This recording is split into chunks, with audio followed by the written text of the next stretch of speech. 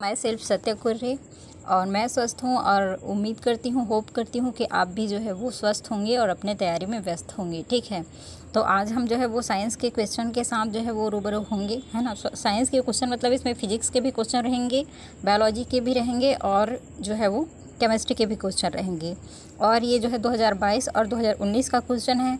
और previous year question करने का मतलब ये नहीं होता है कि उसको हमको रटना है। प्रीवियस ईयर क्वेश्चन करने का मतलब ये होता है कि जिस टॉपिक से क्वेश्चन आया है ना, उस टॉपिक को अच्छे तरीके से पढ़ा जाए और वो टॉपिक से अगर क्वेश्चन आता है तो वो क्वेश्चन हमसे बनना चाहिए। प्रीवियस ईयर क्वेश्चन एमसीक्यू करने का मतलब यही होता है। ठीक है, और उसकी भी प्रैक्टिस अच्छी होनी चाहिए, क्योंकि व्यापम के या अन्य कई ऐसे एग्जाम होते हैं जिसमें क्वेश्चन रिपीट भी होते हैं, लेकिन रिपीट मान लो 10%, 15%, 30% होते हैं, तो वो क्वेश्चन हमसे बनने ही चाहिए। इस उद्देश्य से भी किया जाता है और इस उद्देश्य से भी किया जाता है क्योंकि हमारे पास अगर बायोलॉजी के ही देखें, फिजिक्स के देखें, केमिस्ट्री के देखें तो सारे सिलेबस हैं, और हम जो है अगर वो उस बैकग्राउंड से नहीं रहते हैं ना, तो हमारे लिए वो बहुत जटिल होता है, तो सब कुछ पढ़ पाना जो है वो ना संभव नहीं होता है। ठीक है, तो इसलिए हम क्वेश्चन जो है वो मतलब सभी साल के क्वेश्चन अगर कर लेते हैं ना, तो हमको एक आइडिया हो जाता है कि हमको क्या पढ़ना है और क्या नहीं पढ़ना है, या क्या चीज़ को सरसरी तौर पर देखना है और क्या चीज़ को जो है वो लाइटली पढ़ना है। ठीक है, तो हमेशा की तरह एक जो कोटेशन होता है, उस कोटेशन के साथ जो है वो मैं अपनी इस वीडियो की शुरुआत करूँगी। जो हमारा मतलब जो ग्रेट लेडी, इसको आयरन लेडी भी कहा जाता है, इंदिरा गांधी जी ने एक बात कही है। उन्होंने कहा है कि हमेशा मतलब हमको उम्मीद करनी चाहिए, हमको आशा करनी चाहिए और हमको हमेशा चेष्टा करनी चाहिए। और अगर वो काम होता है तो भी अच्छा है, नहीं होता है तो भी अच्छा है, लेकिन हमको ये सोचना बंद नहीं करना है कि हमसे ये काम हो सकता है। ठीक है, तो फिर अभी जो है अपना वीडियो जो है वो अपन स्टार्ट करते हैं। ठीक है, तो पहला क्वेश्चन क्या है? तो पहला क्वेश्चन ये है कि विद्युत फ्यूज तार के लिए क्या महत्वहीन है। मतलब विद्युत फ्यूज तार है या कोई भी तार है तो उसके लिए क्या महत्वहीन है, क्या चीज़ है जो ज़्यादा इंपॉर्टेंट नहीं होता है। तो उसके लिए क्या है? तो उसके लिए जो है वो क्या है, ये तार की जो लंबाई है उसको जो है वो ज़्यादा हम लोग जो है वो महत्व नहीं देते। ठीक है, उसके बाद आगे क्या है? उसके बाद आगे दूसरा क्वेश्चन है वो मतलब देखो, प्रवाल भित्ति से रिलेटेड ना एक 2022 में क्वेश्चन आया था। ठीक है, तो प्रवाल भित्ति से रिलेटेड 2 टॉपिक उसमें लिखा हुआ था, लेकिन प्रवाल भित्ति के बारे में हमको बहुत सारी चीज़ें और जाननी है, तो एक आध बुक से उठा के पढ़ लेना। लेकिन जो बेसिक इन्फॉर्मेशन था वो मैं यहाँ पर लिख दी हूँ। ठीक है, क्या लिख दी हूँ?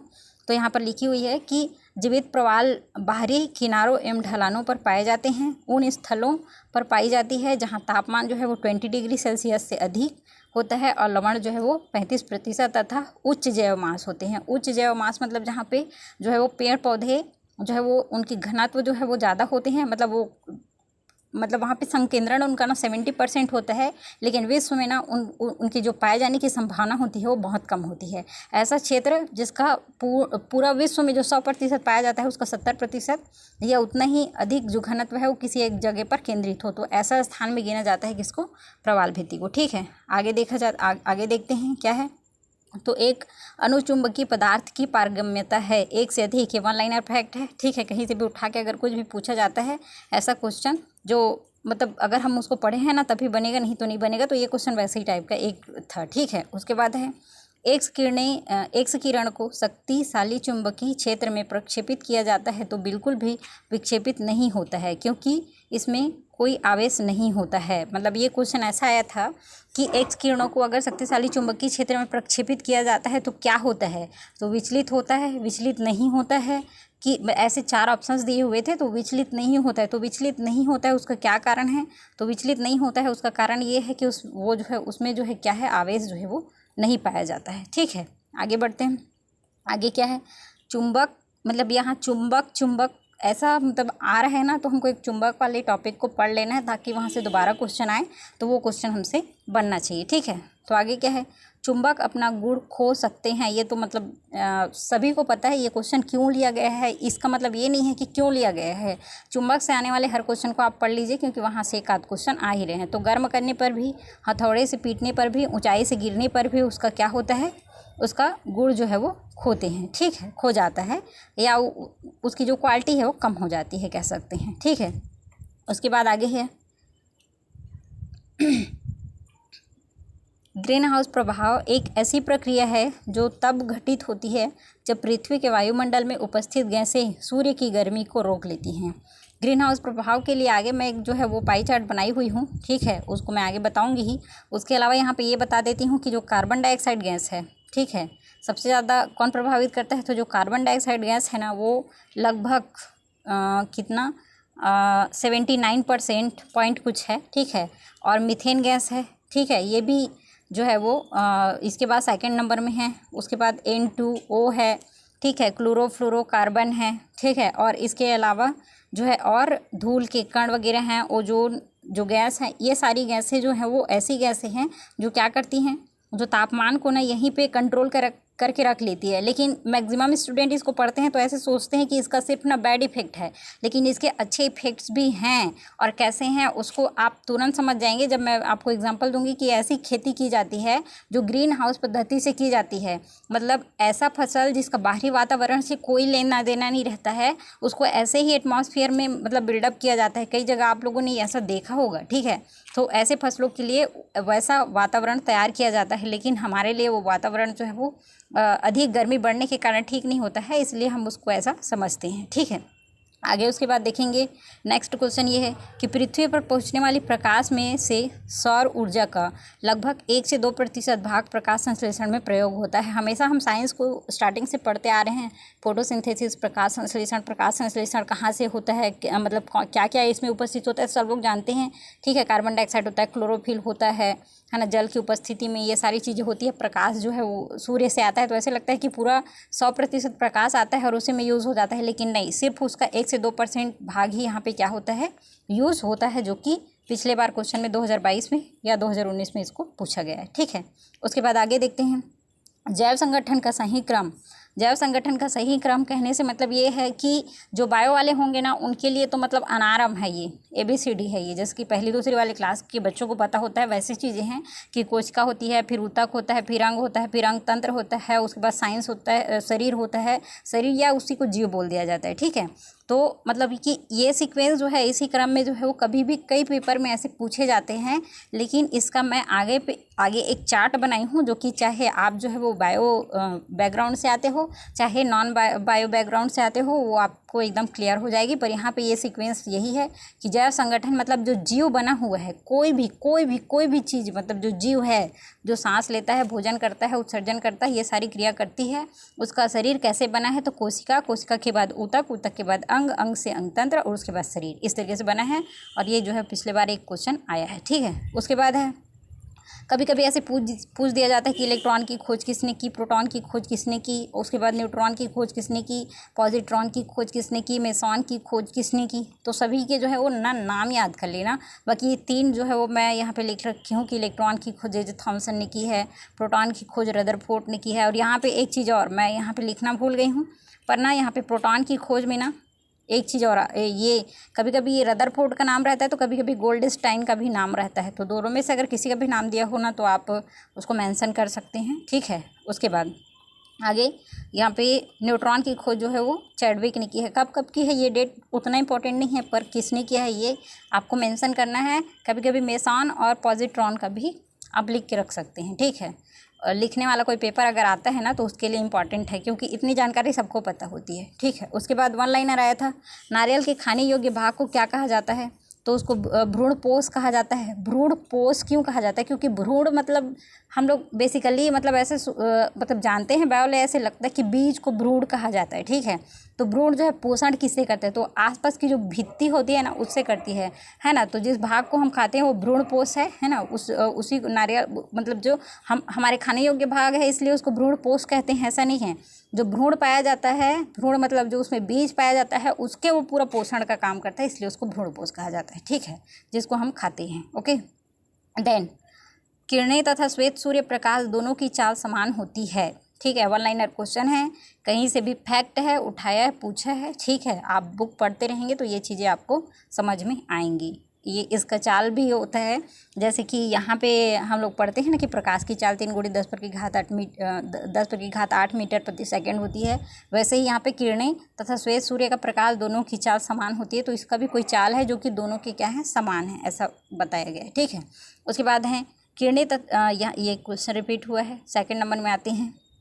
एक समान सड़क पर कोई पहिया लुढ़क कर रहा है तो पहिए एवं सड़क के मध्य लगने वाला घर्षण बल जो है वो किस ओर होगी, तो वो हमेशा क्या होती है, आगे की ओर होती है। ठीक है, मतलब ऐसे इसको एग्जांपल से समझ सकते हैं कि ये यहाँ पे मतलब कि ये रोड है ना, और यहाँ पे ये क्या है, गाड़ी जो है वो आगे की ओर चल रही है। तो यहाँ पे जो फोर्स लगेगा, जो बल लगेगा, जो एफ लगेगा, वो पीछे की ओर नहीं लगेगा, वो हमेशा किस ओर लगेगा, आगे की ओर। या हम अपना भी एग्जाम्पल ले लेते हैं, गाड़ी नहीं, यहाँ पर हम खड़े हैं और यहाँ पे ये रोड है और रोड पे हम चल रहे हैं, तो हमेशा जो फोर्स लगता है ना, ऐसे लगता है कि हम पीछे को दबा रहे हैं, लेकिन पीछे को दबा नहीं रहे हैं, लेकिन हम लोग जो है क्या होते हैं, आगे की ओर जाते रहते। तो जो फोर्स लगता है ना, जो बल लगता है, वो हमेशा कहाँ मतलब किस ओर लगता है, हमेशा आगे की ओर लगता है। ठीक है, उसके बाद है सोडियम एसीटेट का जलीय विलयन कैसा होता है, तो जलीय विलयन इसका क्षार होता है। ठीक है, तो यहाँ पे ये क्षारीय कैसे हुआ, उसको मैं आगे ना एक फार्मूला लिखी हूँ, फिर भी मतलब ऐसे बोल सकते हैं कि CH3COOH। ठीक है, ये और सोडियम क्लोराइड, ये दोनों का जब वो होता है, रिएक्शन होता है, क्रिया होती है, रासायनिक क्रिया होती है, तब जाके हमको सोडियम एसीटेट प्राप्त होता है।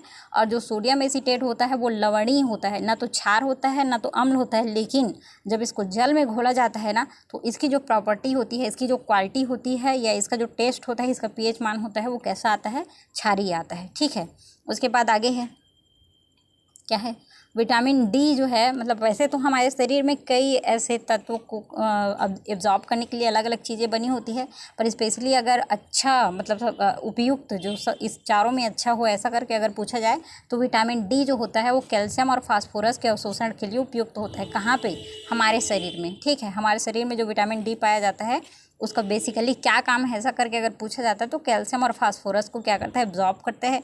जितने भी क्वेश्चन यहाँ पे लिखे हुए हैं वो प्रीवियस ईयर क्वेश्चन है, और मैं पहले से ही बता दी हूँ, प्रीवियस ईयर क्वेश्चन कराने का मतलब ये नहीं होता है कि आप उसको रटे। प्रीवियस ईयर क्वेश्चन कराने का मतलब ये होता है कि इस टाइप के हमको सारे क्वेश्चन पढ़ने हैं। ठीक है, स्थायी चुंबक बनाने के लिए हमको किस चीज़ की जो है वो मतलब स्थायी चुंबक तो कई तरीके से बनते हैं, लेकिन उपयुक्त क्या होगा, तो स्टील जो है वो हम यूज़ कर सकते हैं स्थायी चुंबक बनाने के लिए, ज़्यादा उपयुक्त होगा। ठीक है, उसके बाद यहाँ पे मैं जैसे आपको बताई थी, ये वाले क्वेश्चन में मतलब कि 4 ऑप्शंस दिए हुए थे, प्रभाजी आसवन क्या होता है। ठीक है, तो प्रभाजी आसवन क्या होता है, ये किसी क्वेश्चन का आंसर था, तो मैं यहाँ पे डायग्राम बना दी हूँ। आप क्वेश्चन को जैसे ना आप MCQ लगाएंगे तो आपको समझ में आ जाएगा। प्रभाजी आसवन एक क्वेश्चन में आंसर लिया गया है, तो उस क्वेश्चन को हम वैसे रट लेंगे तो कुछ समझ में नहीं आएगा, इसलिए मैं उसको यहाँ पे इस तरीके से दिखाई हूँ। ठीक है, क्या होता है यहाँ पे ना 2 पदार्थ ऐसे होते हैं जिसमें से एक पदार्थ में ये क्वालिटी पाई जाती है कि वो वाष्प बन जाए जल्दी से। ठीक है, तो यहाँ पे हम क्या करते हैं, यहाँ पे गर्म करते हैं, और यहाँ पे बीकर में ये चीज़ें जो है वो भरी होती है ना, बीकर में ये क्या होती है, भरी होती है, और फिर गर्म करने से जो शुद्ध चीज़ है वो यहाँ पे आके इकट्ठा हो जाती है, जो अशुद्ध चीज़ है वो यहाँ पे आ जाती है। प्रभाजी आसवन के द्वारा बेसिकली हम 2 चीज़ों में से एक अंश को क्या करते हैं, पृथक करते हैं, या तो फिर अलग करते हैं। ठीक है, आगे क्रिस्टलीकरण क्या होता है, तो तरल से ठोस बनाने की प्रक्रिया है। जैसे कि एक एग्जांपल यहाँ पे मैं लिख दी हूँ कि जैसे हमारे पास H2O है, जल है ना, उसमें अगर हम फिटकरी डालते जाते हैं और वो एक ठोस का रूप ले लेता है, तो ऐसी प्रक्रिया ही फिर उसका यूज़ कई चीज़ों में करते हैं। ठीक है,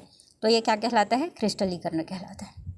उसके बाद है ऊर्ध्वपातन किसे कहते हैं, तो ये भी हम लोग बचपन से और एकदम मतलब जानते ही हैं कि ऊर्ध्वपातन किसे कहते हैं। तो ठोस से गैस बनने की प्रक्रिया क्या कहलाती है, ऊर्ध्वपातन।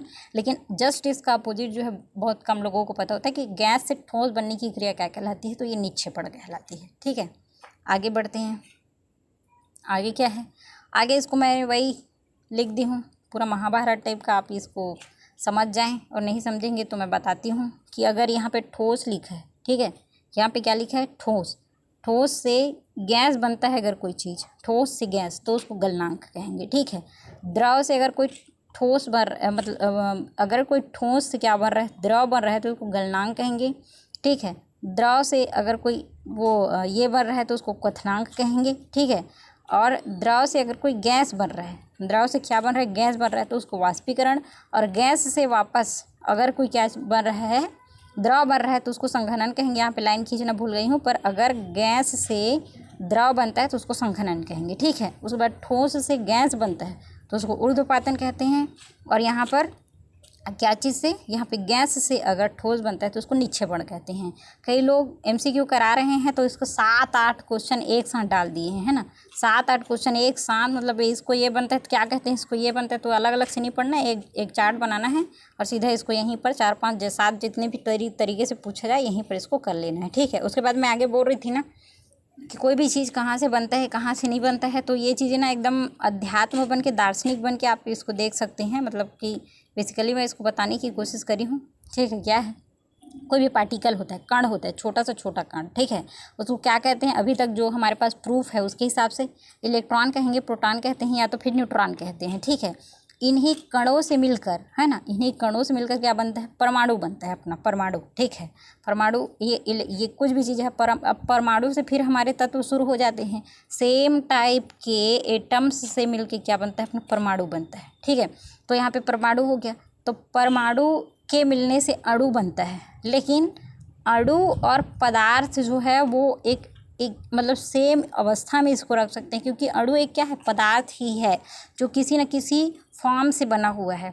जैसे हम पदार्थ, जल, एक पदार्थ के कितने रूप होते हैं, तो पदार्थ के कितने रूप होते हैं हम जानते हैं, ठोस होता है, द्रव होता है, गैस होता है, एक प्लाज्मा भी ढूंढ लिया गया है, ऐसे अलग अलग ढूंढते जा रहे हैं, पर मेनली अभी हम किसको जानते हैं, ठोस को जानते हैं, द्रव को जानते हैं और गैस को जानते हैं, ठीक है। तो यहाँ पे कोई भी कण है, सबसे छोटा कण होता है। यहाँ पे एक क्वेश्चन पूछा गया था केमिस्ट्री में, ठीक है, कि छोटे छोटे कणों के समूह से पदार्थ बना होता है, उस छोटे चीज़ को क्या कहते हैं। तो कण नहीं था ऑप्शन में, ठीक है, क्या नहीं था, कण नहीं था, है ना, कण नहीं था ऑप्शन में। ऑप्शन में क्या दिया हुआ था, ऑप्शन में दिया था परमाणु, तो परमाणु को लगाए हैं, ठीक है। और अगर परमाणु की जगह अगर कण दिया होता तो बेसिकली हम किसको लगाते, कण को लगाते, ठीक है। उसके बाद यहाँ पे अभी आगे ख़त्म नहीं हुआ है, क्या ख़त्म नहीं हुआ है, यहाँ तक की तो बात हो गई बायोलॉजी की, ठीक है। अब आगे की प्रोसेस क्या है, तो अब इसी पदार्थ की जो अवस्था है ना, उससे आगे बना होता है कोशिका, ठीक है। पदार्थ कोशिका, छोटे से एक ब्लड के क्लॉट जो पेट में गर्भाशय में बनता है, उसी से बच्चा बनना स्टार्ट होता है।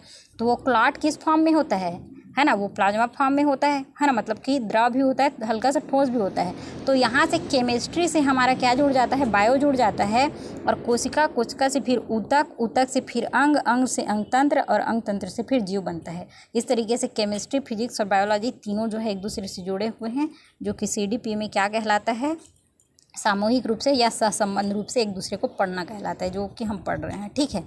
उसके बाद यहाँ पे मैं पिछले बार एक क्वेश्चन पूछा गया था कि न्यूक्लियॉन किसको कहते हैं, तो न्यूक्लियॉन किसको कहते हैं, तो न्यूट्रॉन और प्रोटॉन को सामूहिक रूप से न्यूक्लियॉन कहते हैं। दोनों जो है वो कहाँ होते हैं, केंद्र में होते हैं, और इसी को जोड़ने से, ठीक है, किसको, न्यूट्रॉन प्लस प्रोटॉन को जोड़ने से मास भी जो है वो क्या किया जाता है, गेन किया जाता है, ठीक है। और बाहरी कक्षा में जो होता है उसको इलेक्ट्रॉन कहते हैं। ये हम लोग जो केमिस्ट्री वाले हैं, बायोलॉजी वाले हैं, उसके लिए एकदम मतलब ना ऐसे लग रहा होगा कि क्या बता दिए, है ना। और जो नॉन सब्जेक्ट वाले हैं ना, उसके लिए ये रामबाण भी बन सकता है, ठीक है। आगे पढ़ते हैं, ठीक है। एक क्वेश्चन आया था, क्या क्वेश्चन आया था कि आपतित किरण और निर्गत किरण के बीच जो कोण बनता है उसको क्या कहते हैं, ठीक है। मैं अभी ना एक क्वेश्चन बुकलेट देख रही थी, उस क्वेश्चन बुकलेट में ना बहुत सारे आंसर गलत लिए हुए हैं। तो आप ना प्लीज़, मतलब कोई भी अभी क्वेश्चन बुकलेट लेके पढ़ रहे हैं ना, तो उसको क्रॉस चेक एक बार कर लेना, गूगल से करना, किसी भी चीज़ से करना, क्रॉस चेक करना। आंसर उसमें गलत लिया गया है, मतलब मैं 2-3 पेज में ही 3-4 गलत आंसर देख ली थी, इसलिए मतलब वांट कर रही हूँ, ठीक है। तो क्वेश्चन क्या था कि आपतित किरण और निर्गत किरण के बीच में जो कोण बनता है उसको क्या कहते हैं, तो ये आने वाली किरण है, इसको क्या कहते हैं, आपतित किरण कहेंगे इसको, ठीक है। और ये बीच में जो आ गए उसको अपवर्तित किरण, मतलब एक माध्यम से दूसरे माध्यम आ गए अपवर्तित किरण, और ये बाहर निकल गया उसको निर्गत किरण कहते हैं। तो यहाँ पे जैसे कि ये वाला और ये वाला, ठीक है, तो यहाँ पे जो कोण बनती है उस कोण को कहते हैं विचलन कोण। यही प्रश्न में जो है वो पूछा गया था, ठीक है। आगे बढ़ते हैं। ए भी जो ब्लड ग्रुप वाले होते हैं उसको सर्वग्राही क्यों कहा जाता है, तो क्यों कहा जाता है, क्योंकि इनकी जो प्लाज्मा में ना कोई भी प्रतिरक्षी नहीं होती है जो कि बाहरी रेड ब्लड सेल्स को नष्ट करे। प्रतिरक्षी मतलब होता है एंटीबॉडी, जो कि हमारे शरीर में कुछ भी चीज़ ऐसा आ जाता है ना, तो उसको ख़त्म करने का, नष्ट करने का काम करते हैं, जो कि ए बी वालों के में नहीं होता है, इसलिए इसको सर्वग्राही कहा जाता है। अगर अचानक किसी को ब्लड देना है ना, अचानक मतलब कि ये तो ओ वाला हो गया, मतलब किसी से भी ब्लड ले सकता है, तो वो क्या होता है, AB ब्लड ग्रुप वाले होते हैं, ठीक है। ओ को सर्वदाता क्यों कहा जाता है? क्योंकि इसमें कोई भी एंटीजन नहीं होता है। एंटीजन क्या होता है? ओ ब्लड ग्रुप वालों के पास, ओ ब्लड ग्रुप वालों को बहुत कम बीमारी होती है, क्योंकि इनके में अलग से एंटीजन नहीं होती है। जैसे ही कोई बीमारी इन मतलब आने की शुरुआत भी होती है इनमें ना, तो तुरंत बनता है और उसको नष्ट कर देता है, इसलिए इसको सर्वदाता कहते हैं। और ये किसी को भी दिया जा सकता है, ओ नेगेटिव को, ठीक है। पदार्थ छोटे छोटे कणों से मिलकर बना होता है, जिसे परमाणु कहते हैं। 2022 में आया है, ऊपर बताई थी मैं। यहाँ पे मैं वो बोली थी ना कि सोडियम एसीटेट की जो अवस्था होती है वो कैसी होती है, तो ये जल में घुलने के बाद कैसी होती है, इसकी अवस्था क्षारीय होती है। अदरवाइज़ जो है वो ये सॉल्ट फॉर्म में होता है, लवण के रूप में होता है, ठीक है। और ये इन चीज़ों से जो है वो क्या होते हैं, मिल के बने होते हैं यहाँ इन लोगों से, ठीक है। आगे लिफ्ट के बारे में ना आप एक बार देख लेना कि लिफ्ट में ऊपर जाने पर क्या होता है, नीचे आने पर क्या होता है, कब भार शून्य महसूस होता है, कब भारी लगता है, कब वास्तविक भार होता है। यहाँ से एक आध क्वेश्चन पूछने की संभावना बनती है, ठीक है। यहाँ से आगे यहाँ पे मैं अभी बेसिकली 2 साल का ही क्वेश्चन एनालिसिस कर रही थी, 22, 19, 17 का, ठीक है। तो ऐसे फार्मूला बेस्ड ना 2-3 क्वेश्चन 3-4 क्वेश्चन देखी हूँ, तो उठा के ना ऑर्गेनिक केमिस्ट्री का, ठीक है, और इनऑर्गेनिक केमिस्ट्री का जहाँ से भी मतलब फार्मूला है वहाँ से एक बार फार्मूला को उठा के पूछ लेना, क्योंकि एक बार ना सीधा सोडियम का सिंबल क्या होता है करके पूछ दिए थे, तो थोड़ा थोड़ा ना फार्मूला पर भी ध्यान दिया जाए या एक बार पढ़ लिया जाए, ठीक है। उसके बाद मैं ऐसे बोल रही थी ना कि पुराने ईयर के क्वेश्चन को पढ़ने से हमको क्या चीज़ समझ में आती है, तो मेरे को 2-3 साल के क्वेश्चन को पढ़ने से ये समझ में आया कि बीमारी से रिलेटेड, जैसे कि किस कारण से कोई बीमारी होती है, जैसे गंजापन क्यों होता है, डिप्थीरिया किस वजह से होता है, कौन सा अंग प्रभावित होता है, यहाँ से एक क्वेश्चन बनने की संभावना प्रबल होती है, ठीक है। चुंबक को आप पढ़ सकते हैं। प्रकाश जो है ना, वहाँ से प्रकाश से एक क्वेश्चन न्यूमेरिकल बना है, भले ही मैंने उसको यहाँ पे डील नहीं करी है, पर वहाँ से एक क्वेश्चन जो है वो हमेशा बना ही है। प्रकाश से फार्मूला से न्यूमेरिकल क्वेश्चन बने हुए हैं, ठीक है। केमिस्ट्री में जैसे मैं अभी बताई हूँ कि फार्मूला बेस्ड अभी 4-5 क्वेश्चन मैं मतलब देखी ही हूँ, बनाई हैं। एक परऑक्सी वाला है, एक सोडियम एसीटेट वाला है, एक अमोनिया में +1 चार्ज वाला है, सोडियम का सिंबल है। ऐसे 4-5 क्वेश्चन मैं सिर्फ जो है वो ना फार्मूला बेस्ड देखी हूँ। तो वहाँ यहाँ से हमको ये मतलब ये सीखते हैं हम कि फार्मूला को भी एक बार सरसरी तौर पर हमको देखना है, ठीक है। उसके बाद आगे मैं बोली थी ग्रीन हाउस प्रभाव में कौन कौन से गैस जो है वो इन्वॉल्व होते हैं। तो हो सकता है यहाँ पे थोड़ा सा ब्लर दिख रहा हो, पर मैं बता रही हूँ यहाँ पे 79% जो है वो क्या है अपना 79% यहाँ पर अपना कार्बन डाइऑक्साइड है। सबसे ज़्यादा कौन प्रभावित करता है, ऐसा भी पूछा जा सकता है। तो ग्रीन हाउस का सबसे ज़्यादा मतलब कि कौन सबसे ज़्यादा गर्म करता है एटमॉस्फेयर को, ऐसे करके बोला जाएगा तो 79% जो है वो कार्बन डाइऑक्साइड है, 11% मीथेन है। उसके बाद N2O जो है वो 6% है, और अन्य जो बचा हुआ है वो ओजोन है, धूल के कण हैं, वो सारे हैं, ठीक है। ये वाला डायग्राम तो मैं बता ही दी थी, है ना। इस तरीके से यहाँ पे ये रिपीट हो गया है, ठीक है। तो इस तरीके से हमारा जो ना आज का सेशन है वो ख़त्म होता है यहाँ पर, है ना। तो मैं वही बताना चाह रही हूँ कि प्रीवियस ईयर क्वेश्चन करने से हमको जो है एक चीज़ ये सीखनी है कि कहाँ से क्वेश्चन आ रहा है, उस टॉपिक को एक बार लिख ले, सरसरी तौर पर MCQ करो। मतलब MCQ करने में बहुत समय मतलब MCQ करना है सबसे इम्पॉर्टेंट है, पर उसको करने का मतलब ही यही है कि अपने पूरे नोट्स को पढ़ने के बाद जब हम MCQ करते हैं तो हमको वहाँ से समझ में आता है कि कहाँ से ज़्यादा क्वेश्चन आया है, और उसी को ही करते हैं। ज़्यादा ज्ञान ना बांटते हुए, बहुत ज़्यादा समय हो गया यार इस क्वेश्चन में, ठीक है। अगले बार से ध्यान रखा जाएगा, ठीक है। तो आप इसको ना सरसरी तौर पर एक बार देख लीजिए और एनालिसिस करिए। Thank you so much.